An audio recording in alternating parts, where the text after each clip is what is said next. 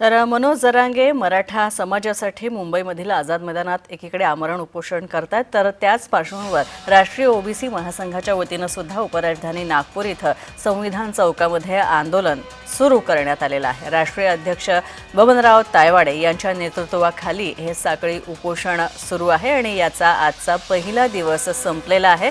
तर रविवारी देखील सकाळी 10 वाजल्यापासून हे साखळी उपोषण सुरू होणार आहे असं समजतं। तर या संदर्भात ओबीसी महासंघाचे राष्ट्रीय अध्यक्ष बबनराव तायवाडे यांच्याशी बातचीत केली आमचे प्रतिनिधी हितेश मेश्राम यांनी।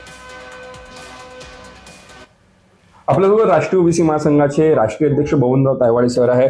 आजपासून एका अर्थानं साखळी उपोषणाला सुरुवात होणार आहे। मनोज जरांगे एका अर्थानं आक्रमक झालेले आहे। जिथपर्यंत मागण्या पूर्ण होणार नाही तिथपर्यंत मी ठामपणे बसेल अशा प्रकारे त्यांनी म्हटलं। आजपासून साखळी उपोषणाला एका अर्थानं उत्तर देण्यासाठी आपण आहात। काय एका अर्थाने मागणी असणार आहे? नाही, मागणी आमची तीच आहे। बघा, आंदोलनकर्त्याला आंदोलन करत असताना त्यांना जे जे योग्य वाटते तशा प्रकारचे ते सरकारला मागणी करत असतात, त्या मार्गाचा अवलंब करत असतात।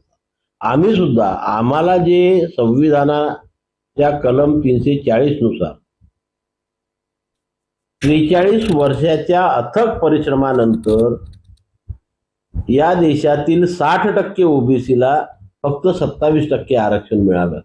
परंतु एवढ्या मोठ्या जनसमुदायाच्या समोर त्यांच्या दबावाखाली येऊन, राज्यकर्त्यांच्या बाकीचे जे राजकारणी लोक आहेत त्यांच्या दबावाखाली येऊन आम्हाला दिलेल्या आश्वासनामध्ये काही बदल करू इच्छिते का, किंवा आमच्या संविधानिक आरक्षणावर काही गदा आणते आहे का, त्याच्यात कमी जास्त करण्याचे त्यांचा काही मानस आहे का, याच्याकडे आम्ही लक्ष ठेवून असू आणि त्यांनी त्याच्यामध्ये बदल करू नये।